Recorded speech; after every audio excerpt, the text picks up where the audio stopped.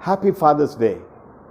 I'm excited to give this very short message on the importance of the father.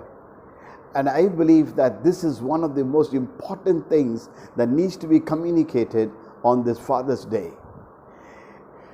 Being a father is the most important work. I believe very, very strongly most of the social problems that we have in society, next to the fact that they have not experienced God, I believe very strongly it is the fact that we have social problems, people in jail, alcohol, premarital sex, young people getting into becoming pregnant, and all of this are related not having a loving father. I believe this.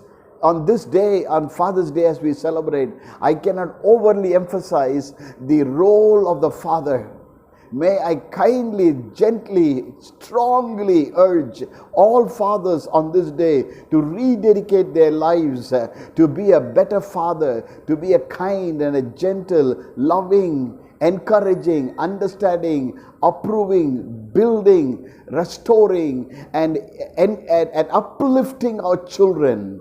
And I cannot overemphasize this. I've been a counselor for 20 years. I can say one thing for sure. 99% of people who come to me for counseling, who have problems, deep problems, have not experienced a loving father. Had not had a father who they could, when they were a child, go freely running into their father's arms. They never had a father who really appreciated them, cherished them, encouraged them, looked into their eyes and say, "You are awesome, you are amazing, you are precious, you are significant, and you are competent."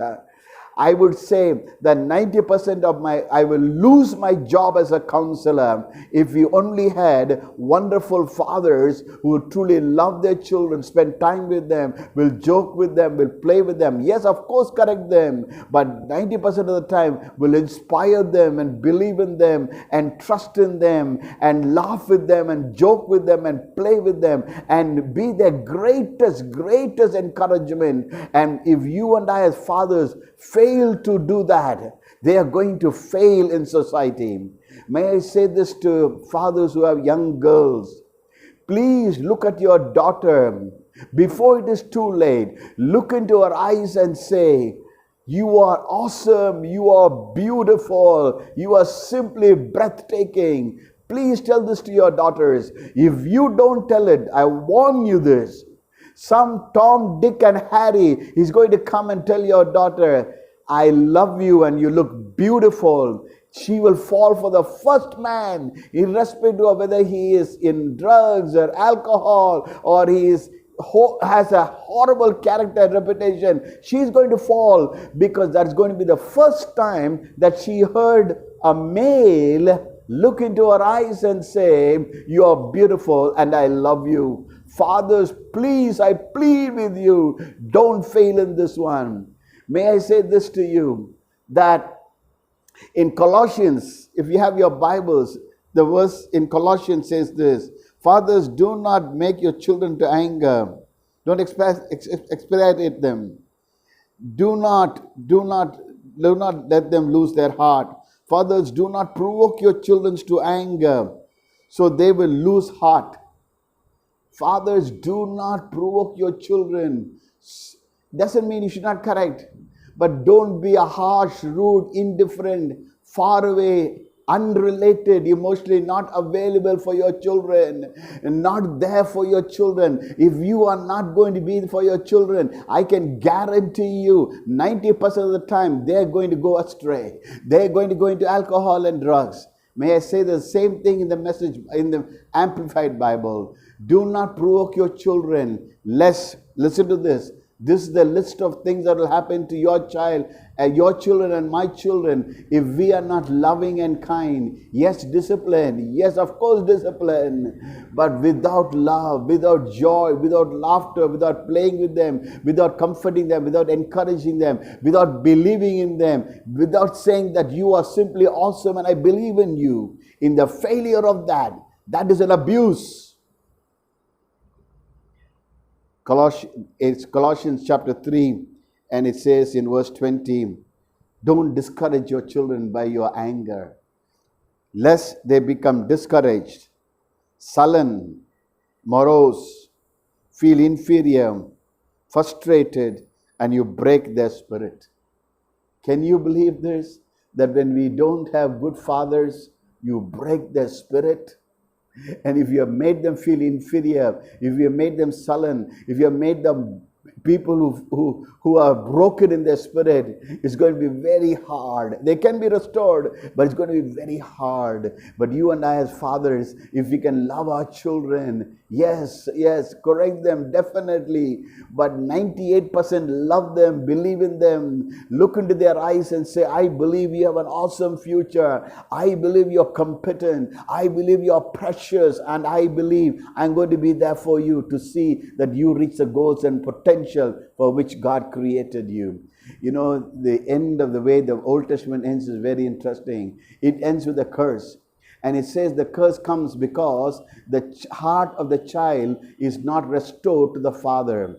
And when the heart of the child is not restored to the father, there is a curse on the land. There is a curse on the land. Malachi, 4th chapter, the last verse.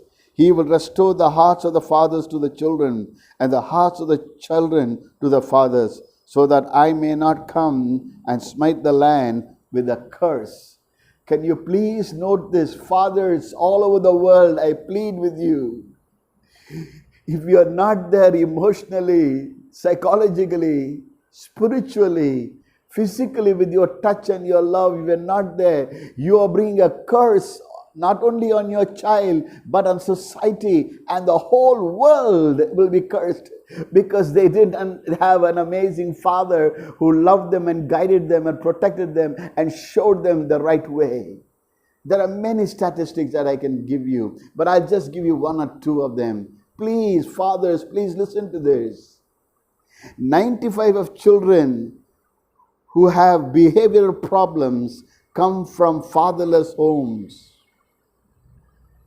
90% of homeless children end up on the street. 85% of those who end up in jail have never had a loving father who believed, who trusted in them. The prisoners are generally called fatherless. 60% of teenage pregnancy happens because they didn't have a loving father who looked into that beautiful young girl and said, darling, you are sweet, you're absolutely beautiful. 90% of school dropouts did not have a loving father. 99% of transsexuals did not have a father who affirmed them and told them, I believe in your identity. You are a boy, you are a girl. I believe you're simply awesome and breathtaking. 63% of those who commit suicide did not have a father. It is 5 times more likely people who go into drugs and alcohol because they didn't have a loving father. Virtually every major social pathological problems can be linked to the fatherlessness. Absolutely. And may I request you as fathers on this day to dedicate your life to love, to cherish, to enjoy, and to spend time with them. Meaningful, encouraging words, very important. Spending time with them, playing with them, joking with them, very, very important. Affirming them as human beings. Recognizing their gifts and talents and telling them that I see an amazing future in you. I see the tremendous purpose for which God created you, and I as a father will help you to reach that goal because you are uniquely made. Fathers, may I plead with you that you will make that dedication on this Father's Day to be the world's best fathers.